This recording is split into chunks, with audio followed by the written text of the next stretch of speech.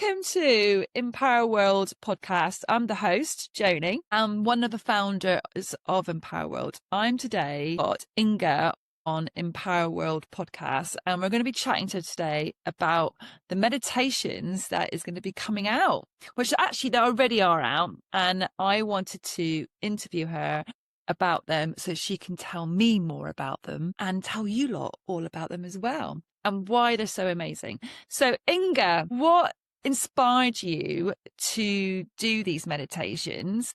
And I think there's 5 of them, isn't there? Yeah, there's 5 of them. I think what inspired me was the fact that when I began my journey, everyone was talking about meditations and you gotta meditate for 3 hours and and cross your legs and do all of this. And I was just like, I can't possibly do that. And I discovered they were kind of condensed meditations by Joe Dispenza, who was kind of my go-to at the time, and various other ones. And they've been condensed down to sort of 10, 15 minutes. And so I used to lie in the bath in the morning and because I just didn't have the time. I was a single mother bringing up my children. So I just would lie in the bath for 10 minutes. And actually those 10 minutes in the morning started to make this huge difference to my life. And so the reason that I wanted to bring the meditations in and create them is a number of reasons. But the first one is that I think meditation has now become a kind of a buzzword, and it's not so scary anymore, and it's something which, a bit like yoga now, has become much more mainstream. It's an easy way in. It's an easy way in if you're just sort of going, okay, I'm really in a situation in my life where something needs to change. I'm not happy. I'm looking for answers. I want to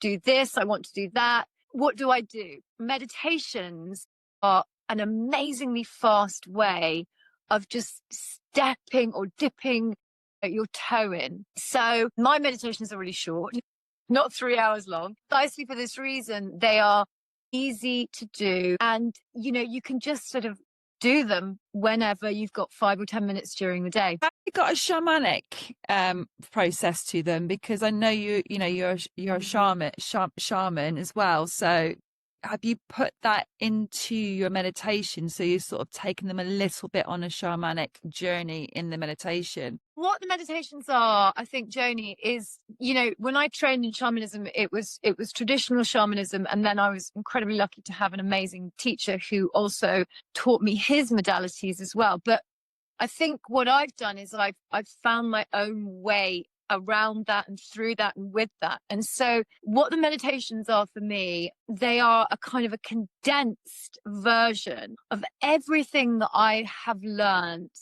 that is really, I believe, is really important, is really fundamental, in a nutshell, if you like. So it's kind of like sort of a little bit of this and a little bit of this and a little bit of this and a little bit, but they're sort of their starting points to open the doors to the various places that I believe are the most important for us to actually be able to start creating the life we want, releasing ourselves from old patterns, discovering whatever it is that we're after. So the thing about the meditations is they are completely generic. It doesn't matter what your thing is that you're coming for. They can be used for anything. And that means that also they're kind of lifelong, because, this week it might be, I don't know, wanting advice on changing job or letting go of the past, and then, in 2 weeks' time, it could be something completely different, feeling into a new relationship or wanting to maybe feel better about yourself physically or whatever. So they can be used in any way. Do they have to be done in order, the meditation? No, they really don't. But the only thing that I'm a huge advocate for this, because it can actually be life-changing, is there's a morning meditation. And a morning meditation, I've got to get up. But the science behind what actually happens in our brains first thing in the morning is truly extraordinary. We've got a window of about 5-10 minutes where our brain waves are so susceptible. And we're kind of still in that slight sort of sleep, awakened and then not awakened. Anything we do in those first 5 to 10 minutes is so much more powerful than other moments during the day. So there is a morning routine, and in an ideal world, the idea is to do the morning routine, the morning meditation, and then do other meditations during the day, one or whatever, if you feel to. I mean, you can do any of them, but it's the morning is such a powerful moment for us. And it's not quite yet really come into the mainstream. But if you listen to any of the great gurus or even the billionaires, out there, anybody who is kind of nailing life will tell you almost categorically the first 5 minutes they have a morning routine. I agree with that, because I meditate every morning, and I have done for a very long time, many years. And I remember before I started, that's when my life was really was mess basically. And then I started meditating, and the same thing. I was like, how can people meditate? Where do they find time to meditate for an hour in the mornings or 10 minutes? And, being a mum and being a young mum with young children at the time, I needed it. And having my own business at the time, which I always have. Yeah. And I found that the morning meditation really helped me just to get going and go, right, what do I need to, how's today going for me? And I totally agree. They're so important. And it doesn't need to be long. And actually, the more you practice, the more you want to do it, and the more you give yourself time to meditate for longer, that just comes naturally down the line. And don't you think a lot of people think that meditations is a blank, they need to have their mind blank? And I always try to explain to people that's not what meditation is. Well, if it is, then I'm doing it wrong, because my mind is never blank when I'm meditating. I mean, my meditations are journeys. I mean, they really are. I mean, I go places and I'm like, where have I just come? Where have I just? For me, it's now, because I like what you say is so true. When you start, even 5 minutes, you're kind of looking at your watch. By the time you've done it, for a period of time, you just don't want to actually leave the meditation, because what happens is you have all these amazing, wonderful experiences. Your body calms, your nervous system relaxes. You eventually start to find yourself in, you might see colors and sensations and visions and sort of clarity about things. And I quite often go off on some really, really intense journeys to all sorts of places, and then I get immense clarity by doing that.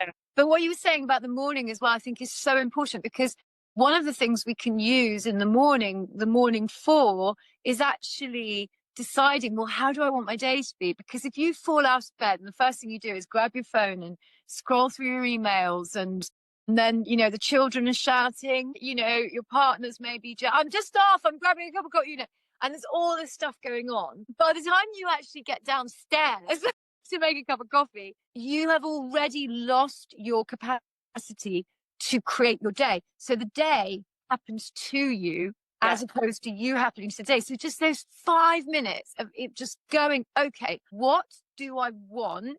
It's not guaranteed it's going to happen, but what do I want my life to look like today?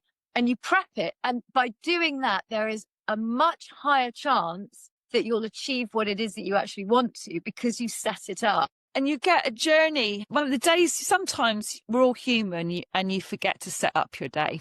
Yeah, no, definitely. And when you don't do that, I always, at the end of the day, I'm like, oh, of course my day was like that, because I didn't set it up. And yes, I've just been in reactive mode all day, because I didn't give myself that 5 minutes this morning to do my 5-minute meditation or 10-minute meditation. And then I like to write in my journal, just so to make it even extra, to pack it in more in my head that, no, this is how my day is going to be. And I do it from emotions, not a do lists, because a lot of people start to write to-do lists, won't they, of all the things they need to do. I don't do that. I go, how do I want to feel? You're going to have a ridiculous amount of things to do, aren't you? No matter. That's not going to go away. No, and you relieve the stress of it as well. And also, that's you shifting from the very masculine mind into the more feminine mind, which is where most of us have it. We don't get enough of that. So that's a really powerful thing to do. It is, isn't it?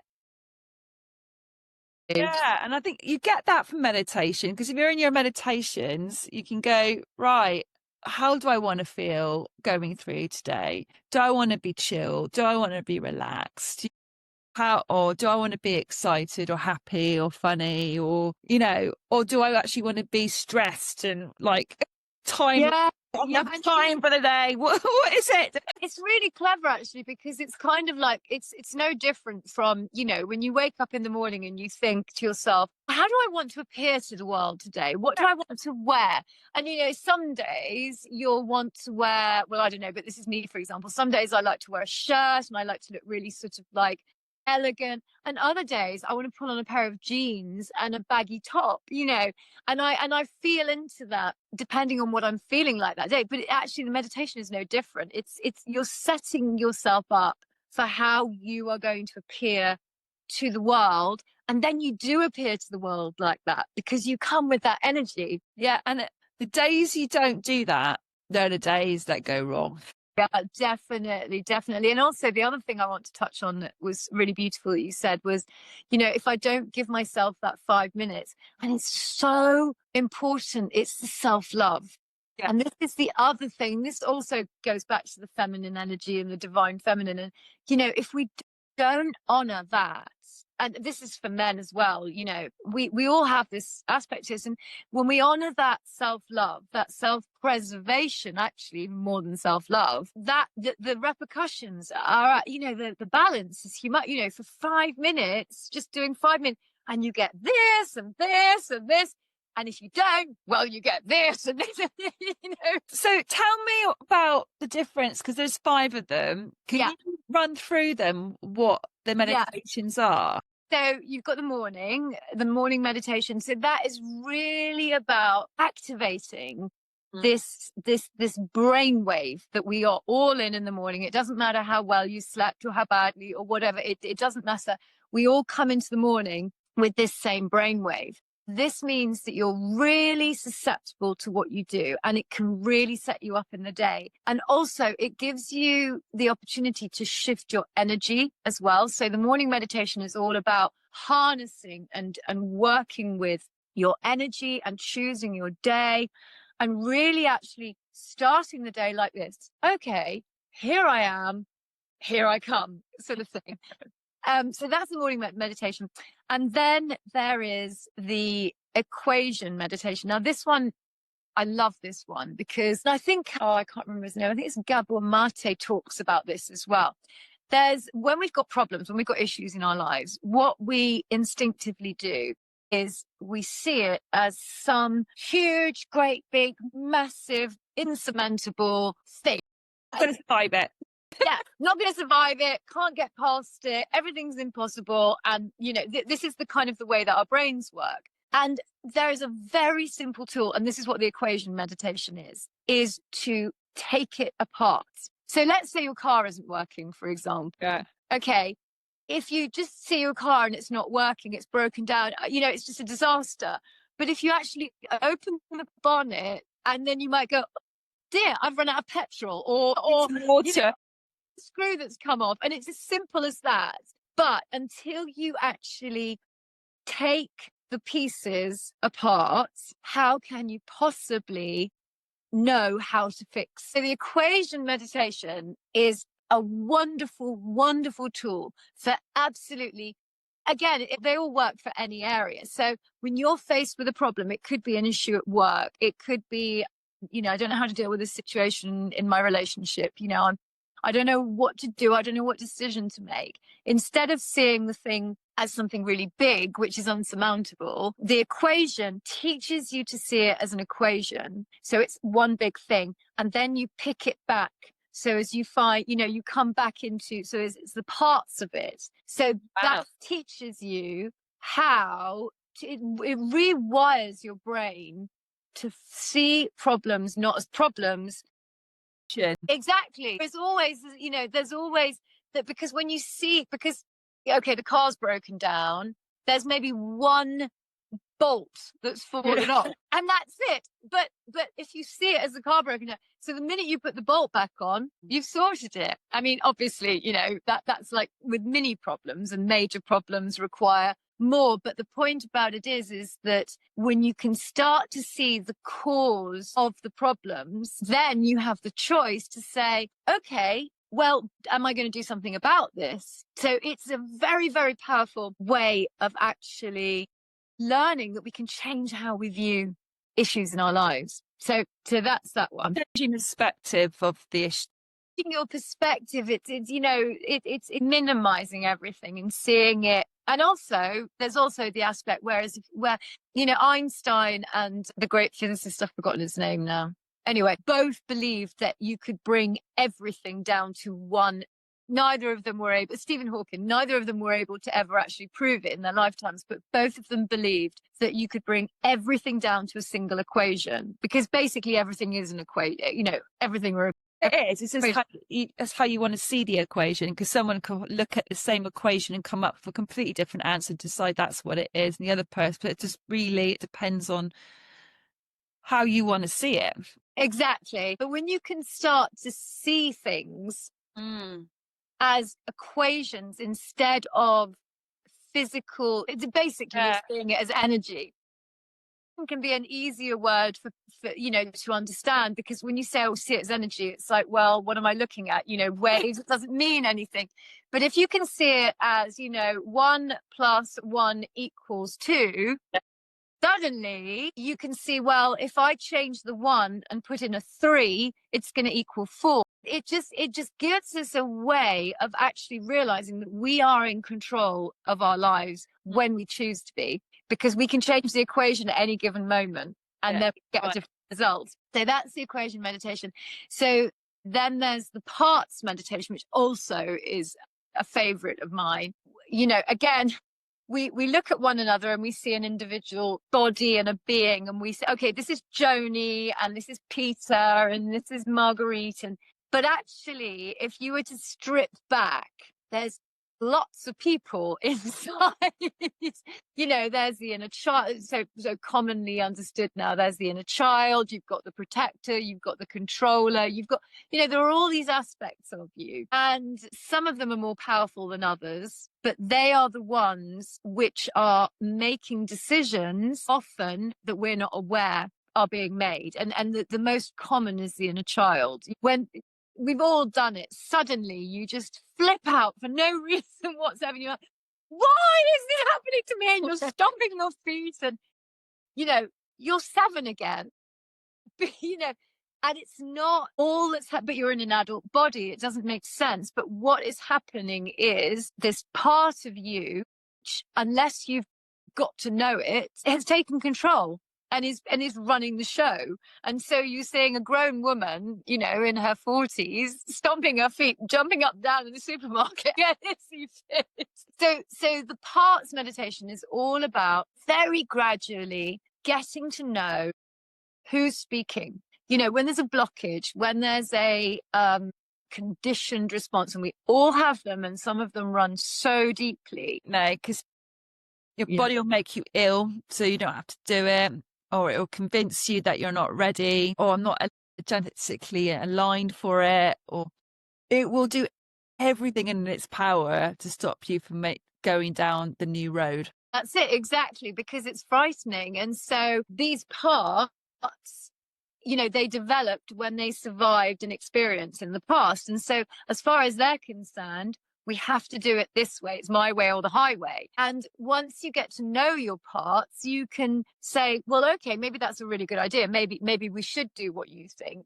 But on other occasions, you realize that it's a younger version of you or a less evolved version of you that's actually making the decision. And the new version of you is going to go, well, hang on, that's a crazy idea. Why would I want to do that? But we can only do that when we've actually got to know the parts. And so the meditation is very gentle. It's not a difficult, it's just a beautiful way of beginning to actually realize that we are not just a singular item, that we have all these voices. It's a problem, isn't it? I think a lot of people think they're one thing. They don't realize they're actually got different parts of themselves and different parts of their personality that they hide away when actually they need to sort of bring together and let them communicate. I think they think that if you do that, you're mad or something, but you're actually not. You're actually getting to know. That's how you get to know yourself, isn't it, really, by getting to know all those different parts of you. And I think society tells us to stop that, doesn't it? Well, I think ironically, the interesting thing I think about that is that the parts are there, whether you believe it or not, they're all there. We've all got these aspects, you know, you can call them personality traits, makes it easier, but they are all there. We've all got different personalities in different scenarios. We're one person at work, we're another person with our friends, we're another person with our parents, another person with our children. So those are the parts. But, you know, when there are the parts that aren't so clearly obvious, or parts that we don't like, so we've put them away and suppress them because we think they might not behave correctly or do dreadful things or whatever it is, the dangerous thing is to keep them suppressed, because they're a bit like a volcano then. One day, when you least expect it, you're tired, you're vulnerable, you're not fit, all of a sudden they see a you know, a light at the end of the tunnel, and they're like, right, come on guys, let's go. So actually, I believe that the best way to avoid ending up in, you know, going crazy because you've suddenly it's almost like somebody has just overtaken your life, you know, and is telling you what to do, and is to actually be aware of all of them and accept them all. You all have parts of us that we don't like. We all have parts of us we're ashamed of, we're embarrassed of. We think no one will love us if we show them. We all have parts of us that, you know, can be downright scary because we think, my God, you know, goodness me, if I ever allowed that part out, heaven knows what would happen. So it's better to keep, well, you know, it's keep your friends close and keep your enemies closer sort of thing, isn't it? Yeah. Make sure you know the parts of you that could potentially cause havoc in your life, because when you know them, you know what they're doing, and therefore you are the one that is in control of them rather than the other way around. It's a bit like masking, isn't it? In the end of the day, we mask so much that once we start letting go of all the masks, they take the layers off, then suddenly new parts come out, and those parts then you get to know, and you're like, well, I can't really go back to how it was before. Yeah, and that's a really, it can be a really disturbing thing when that happens, because, you know, we know how it was, and even when how it was awful, at least we knew it better the devil you know sort of thing. But actually pushing through that journey and allowing it to happen, inevitably we evolve, and you know, yeah, I think it's so important for everyone to know we all have all of this, and it's absolutely okay, and it's absolutely normal. And the more honest, actually, that we can all be with one another, the more freedom we give other people. You know, I often think that so many problems in the world, so many people who, you know, live with depression and anxiety, and, you know, and end up sometimes in some terrible situations, is because they didn't feel that they were able to be truthful about how they were feeling, about what they needed to say, about what had happened to them, about, you know, about anything. And often when we can express that, it dissipates, but it's the suppression of things like that that is not good for us.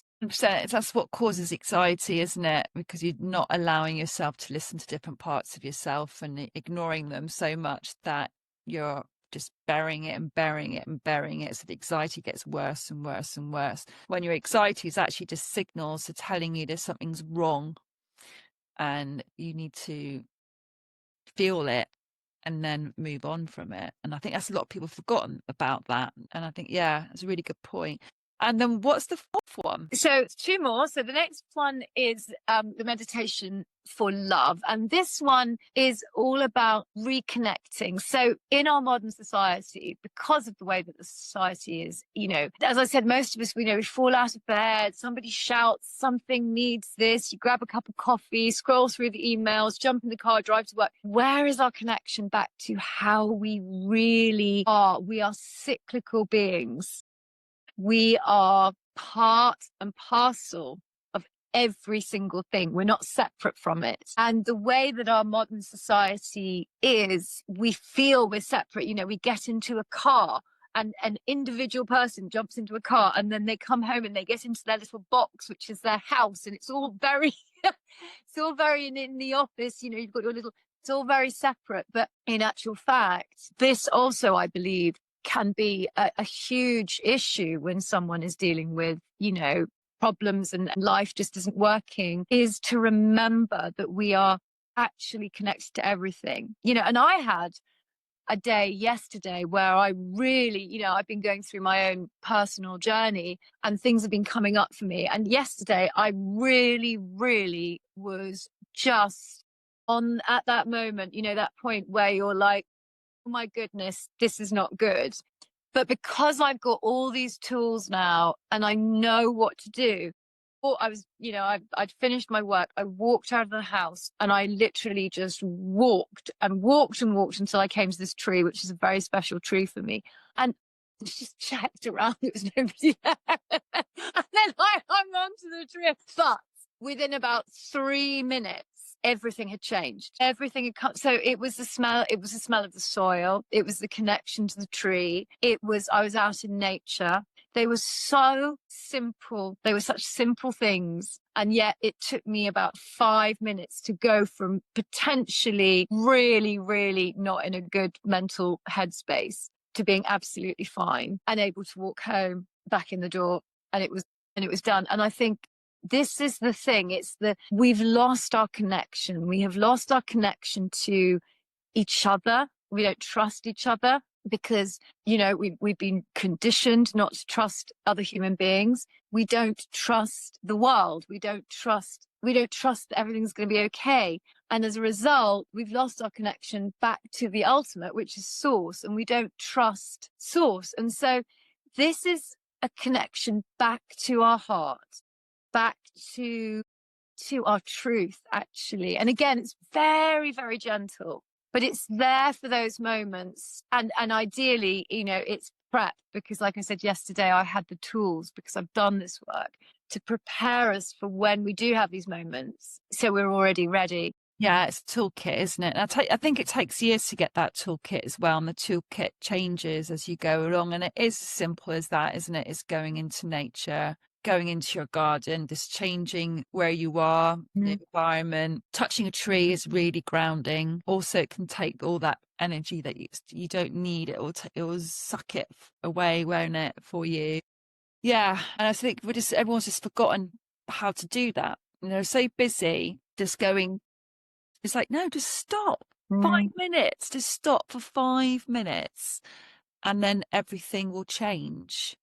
That's it. Allow yourself to scream, allow yourself to be cry, allow yourself to yeah, you're so right, Inga. It's all about that, isn't it? It's allowing yourself to feel those emotions, and then you've come out the other end. But if you don't, it'll go on for days. Yeah. Months. And it's ideally not getting to the point where you are about to, you know, this is also why the meditations are so important, because, you know, if we sustain that, I mean, there are periods in our lives, you know, where it is really difficult and we do get to these points, you know, like this period has been for me.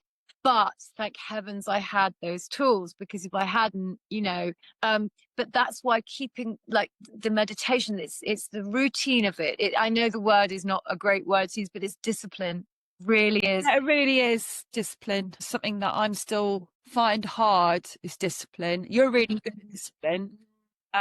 But for me, I do find that hard, and I do every day have discipline in my life, but I always think there's room to improve in it. And I just get bored. My brain just gets bored of discipline, or it'll find a way to break the discipline. And I've got to start from scratch again. Well, okay, tomorrow I'll start again. And that's the thing, isn't it? It's starting again all over. Okay, yeah, I did break that, but it's okay. Yeah.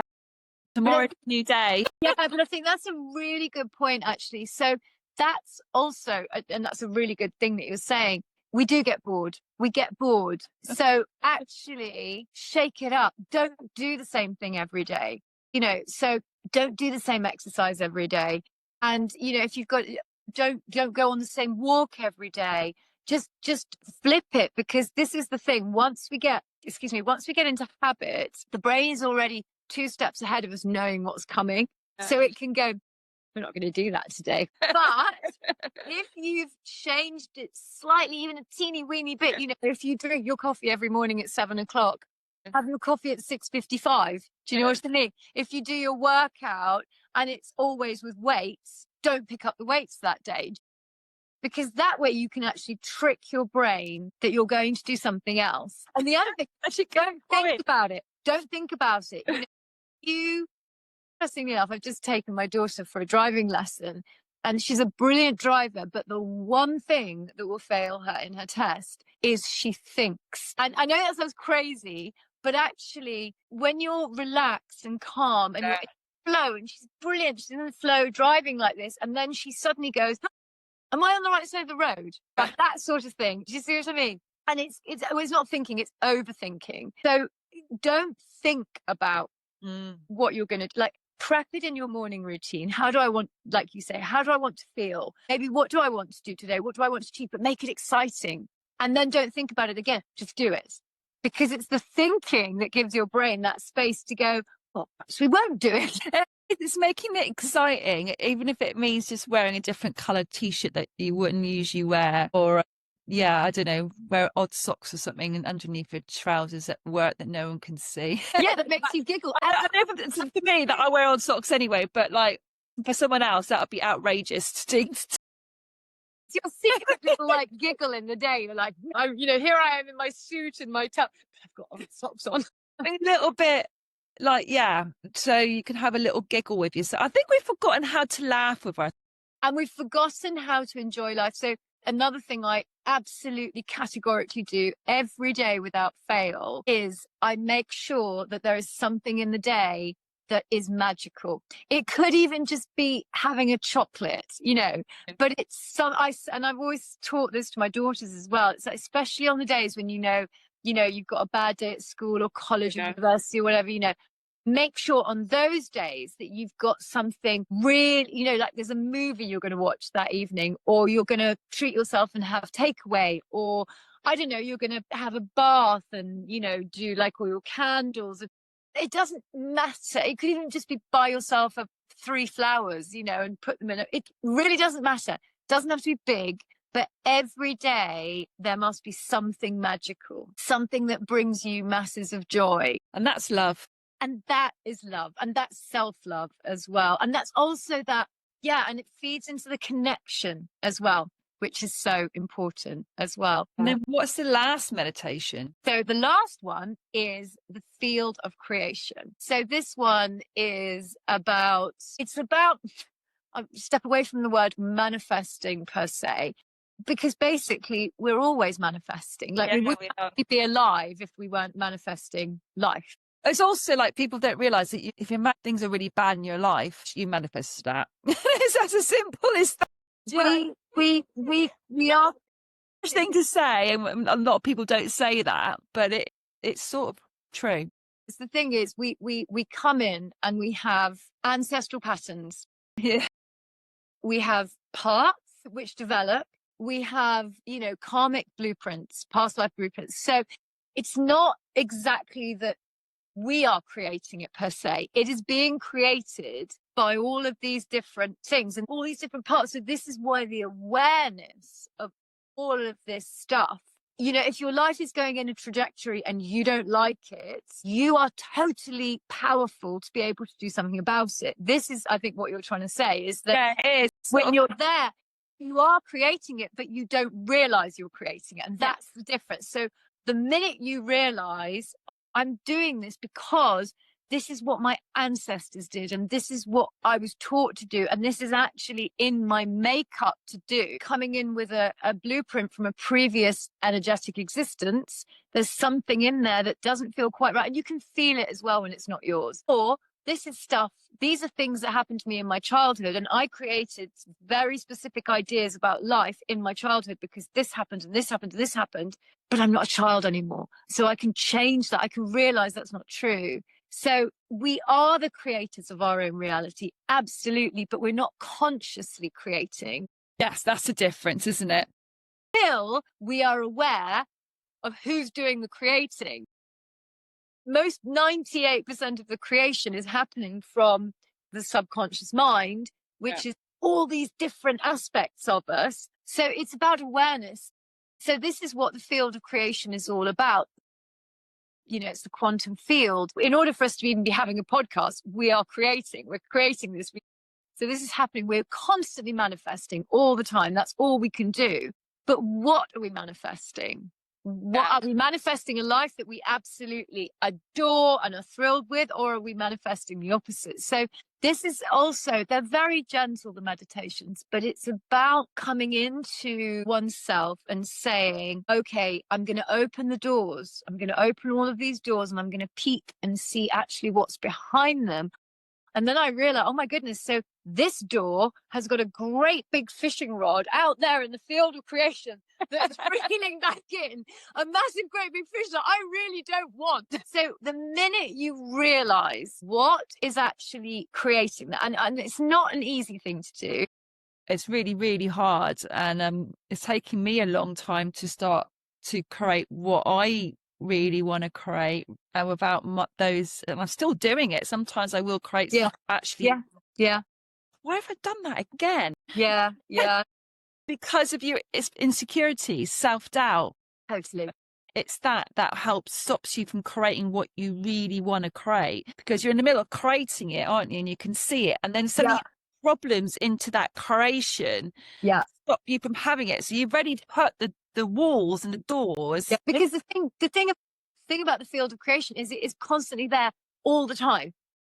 Literally, we live within, everything is just a field of energy which is creating, but it's only in order for us to experience life as we do, the energy needs to drop to a very low vibration. So in the field, it's very, very high. It's like, and in order for it to appear as matter, as physical, it has to drop to a low vibration. So there has to be a kind of a process of it coming from here and moving down. If halfway down something comes in and goes like that, it just breaks it from, it never arrives in the matter, or it half arrives, or it arrives for a moment and then it disappears again. You know, we've all had those experiences. This is it's really about training the brain. It's about training the mind, because from a neuroscientific perspective, manifestation is simply telling the mind what you want. And the minute you do that, the minute you tell your brain what you want, the brain will actively go out and search for that, because that's what the brain does. So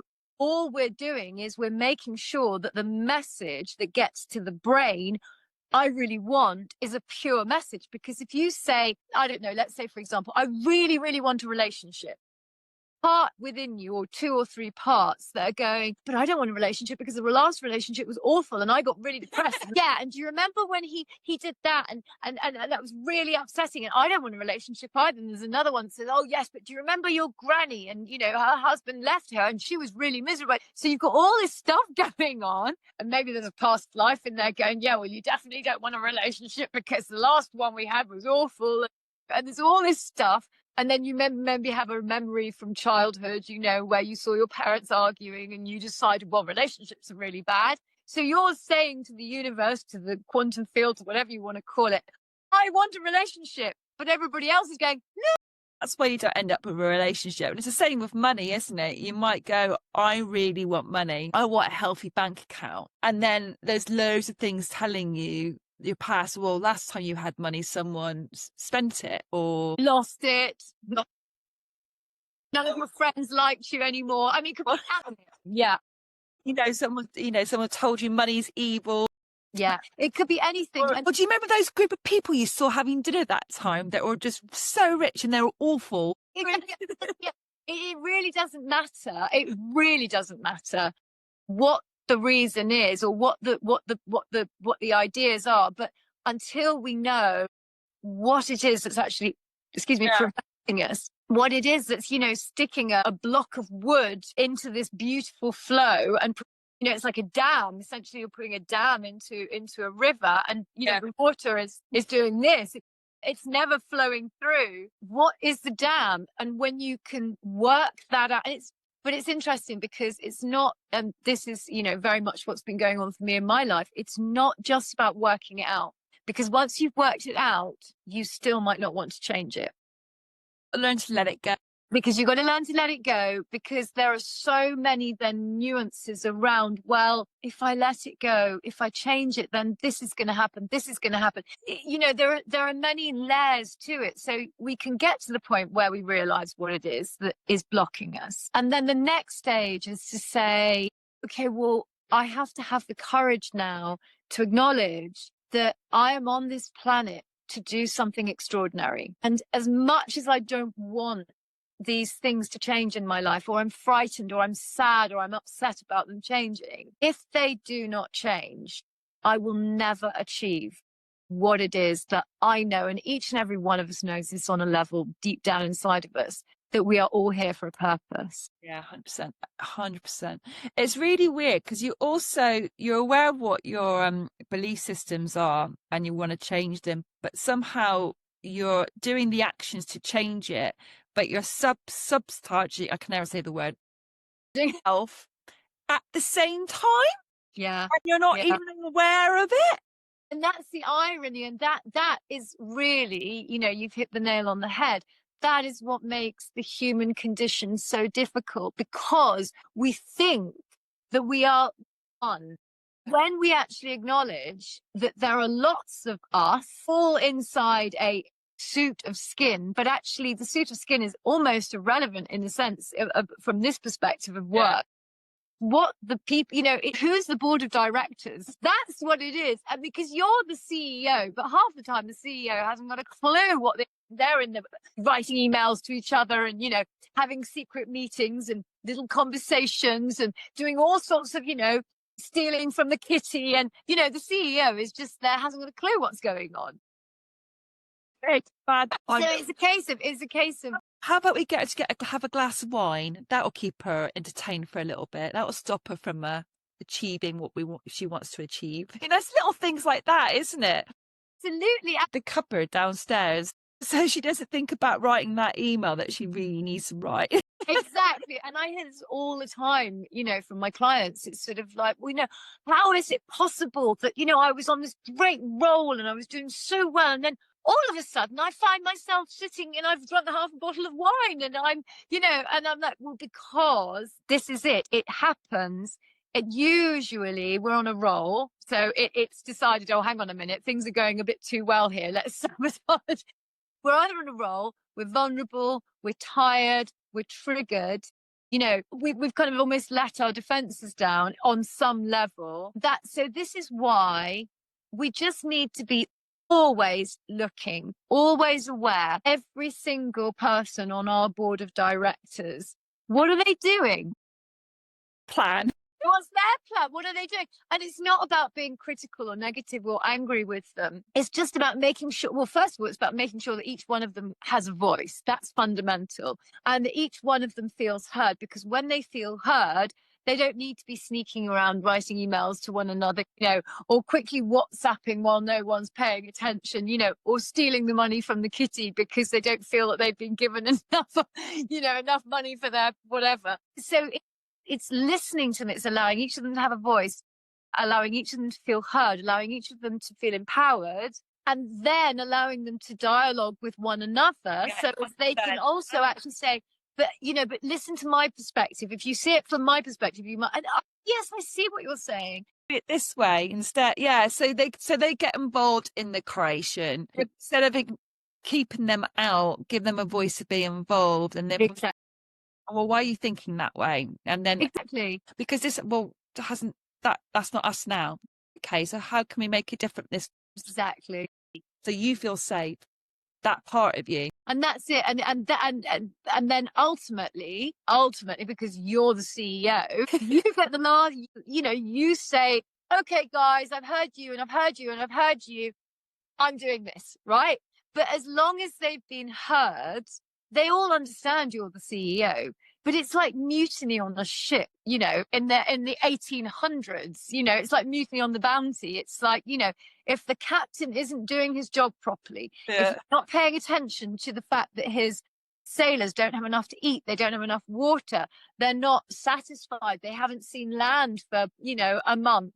They're all going crazy with scurvy. What do you expect?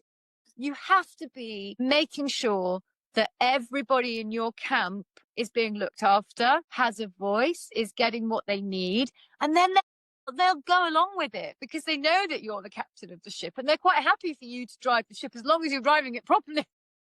Oh, so that's how manifestation and creation, the creation meditation is it's about you being aware of those. Yeah, I mean that's more the parts meditation, but the creation is about being aware of the fact that you are actually in creation now. Yeah, because we have a conversation with the parts, and now you're in the creation. You're in the creation because you can never actually be anywhere else other than in the creation, because we are constantly creating. We're constantly breathing, we're constantly growing our hair, we're constantly detoxing our liver. If we weren't, we wouldn't be here. So we are constantly in creation. So it's removing this idea that the creation is happening tomorrow or next week or in a year, or when I have enough money, or when the children are older, or when my husband's retired. It's like, no, you're actually creating right now. So whatever you're doing right now in this moment is what is actually going to happen. So it's realizing that when you have a dream of a creation that you want, you feel it now, you experience it now, you feel it now, you live it now. This is it. And it feels a bit weird in the beginning because you're like, well, it's not happening really. So why would I think it's happening? But this is because we've been taught to believe that we're not creators. We're not creating right now. But when we understand that we are creating right at this moment, that we are then able to see that, and that makes sense to us, then we can realize, oh my goodness, well, whatever I'm doing really matters, really, really matters. But that brings me to the point. So what would be a really good thing for people because on Empower World, we got the magic magnifying glass. So it's really good to actually do those meditations and then actually get the free ebook that we have if you sign up for our email marketing. And then they can do that will help them with the fifth creation. So they do the meditation and then they can actually do the ebook, which would work really well. That's a really good point, actually, because the magical magnifiers is exactly what it says. It's a magnifier, but it magnifies from the future. So, and there's a lot of scientific backing around this, how, instead of sort of working from here and going, okay, well, today I want this, tomorrow I want this, next day I want this, and then I'm going to arrive here.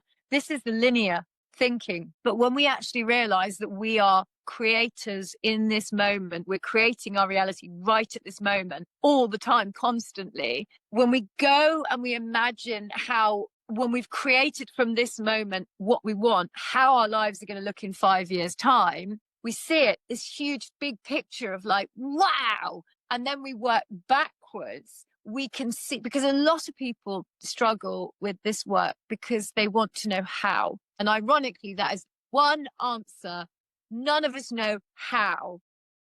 All we can do is we can choose what we want. The how we will never know, because I have no idea how my hair grows. I haven't got a clue how it is that, I wake up in the morning and need to go to the loo.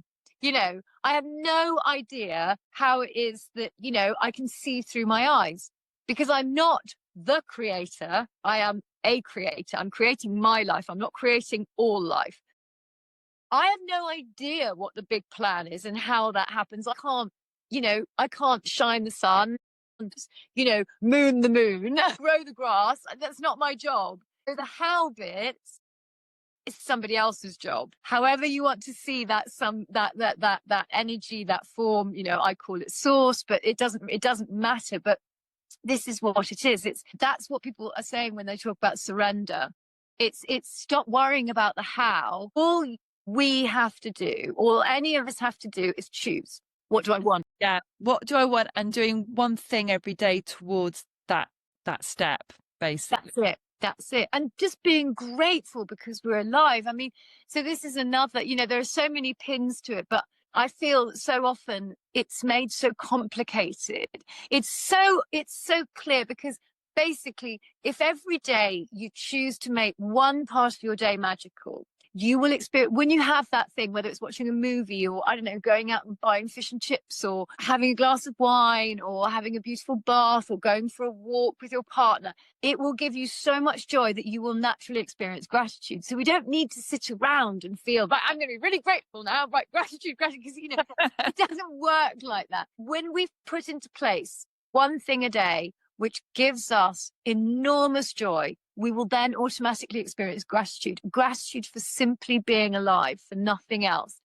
Gratitude for being alive, we enhance our ability to bring in the creation that we are wanting to bring in. And so just to go back to the meditations give us the step, that's the staircase. Meditations are the steps on the staircase. Give us the ability to actually be able to do this. Toolkit, isn't it? It's a toolkit. It really, really is. And it's such a powerful toolkit because it's so short. It's so easy. It doesn't cost the earth. Anyone can do it. You don't have to have any specific abilities. We were all born with the capacity to meditate, to experience our inner worlds. We've just forgotten, or rather, we haven't ever been taught. Because last year I do run meditation classes, and last year I did loads of night, and I did have a lot of people used to come and go, oh, I haven't got imagination, or I don't know how to stay, my brain go blank and all that. And it is so interesting how how many people think they haven't got imagination. Like, well, you do. Imagining your life. Do you know what a box looks like, don't you? Yeah.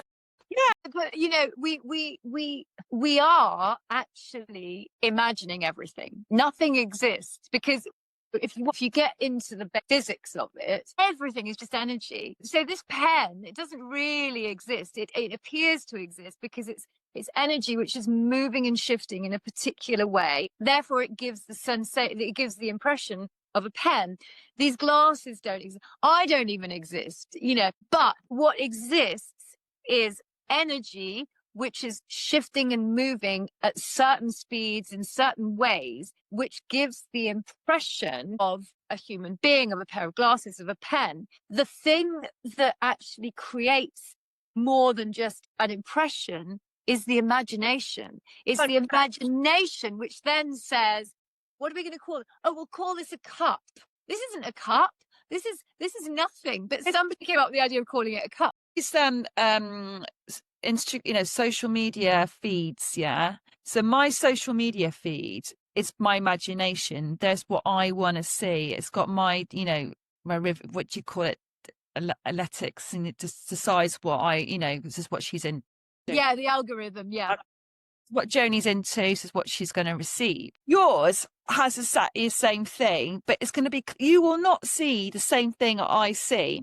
And I think that's a really good example of it. And that's how we all might look at the same picture, but we see a completely different picture. But we just assume that everyone's looking at the same picture when actually we're not at all.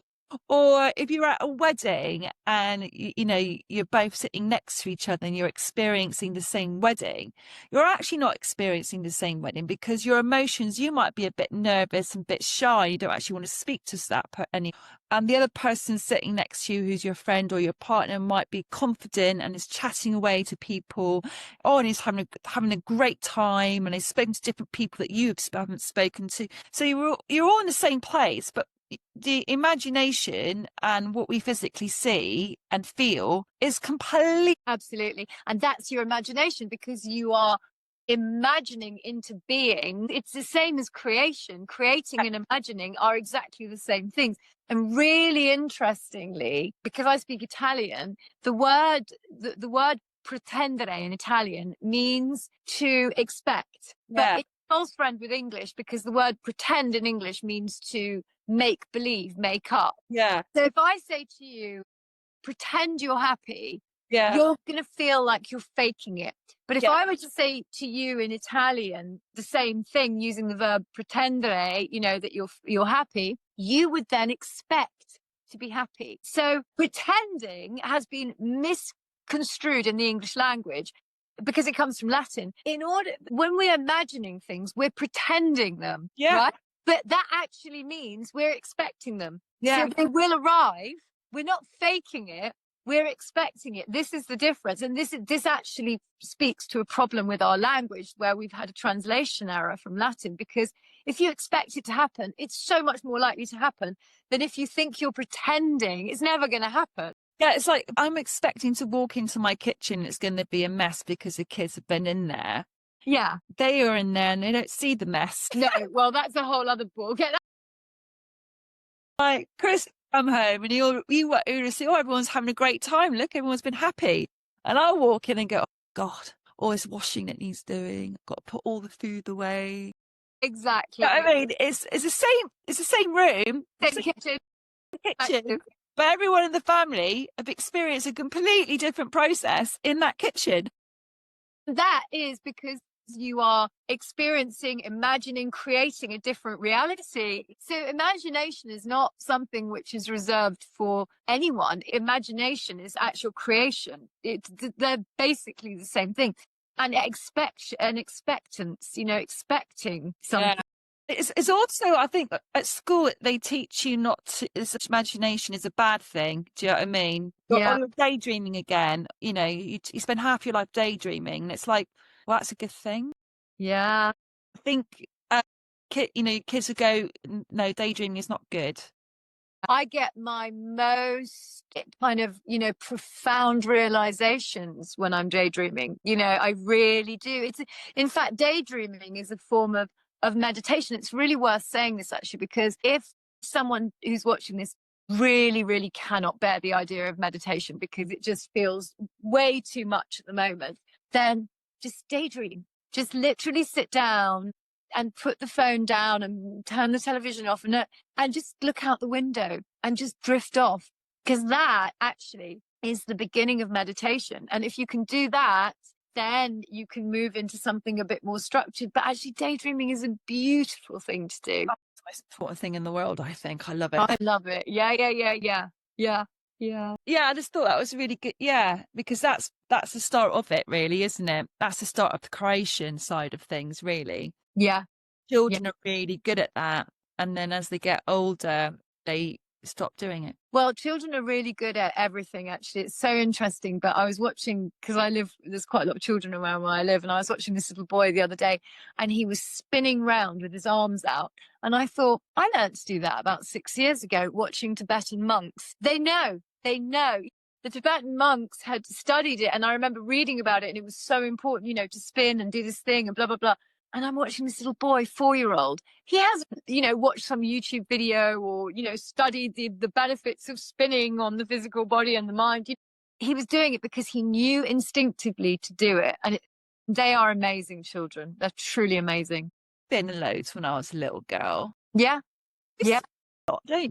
I think it was a series of exercises which were all connected to the chakras. I can't now remember, but I remember one of them was spinning. You'd spin, I think, I can't remember, but anyway, it was spinning with your arms out, and it was exactly what he was doing. And it was just fascinating, when you watch children, they know how to calm their nervous system. They have all these tools. They really do. But when we put them in a classroom and we make them sit on on the little chair with the pen in their hand in a certain position for 3 hours at a time, these abilities, they just disappear. So we lose our ability, and then we have to relearn them as adults, which is what kind of Empoa world is all about. It's actually reteaching what we already all knew, but unfortunately lost, somewhere along the line.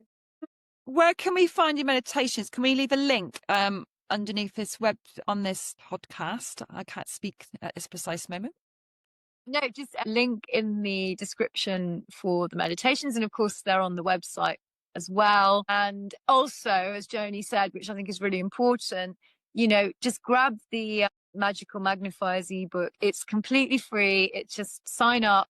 And then also you get emails as well. And if you don't want the emails, just unsubscribe. But then at least you've got the the ebook, because it really is amazing. It's the work of just seeing the future goal, the big picture, and coming back from that gives us the how. It is the kind of the answer that none of us are really ever allowed to have. It's a sneak peek at the how. So yes, definitely do that, because I think the two things together actually correlate beautifully.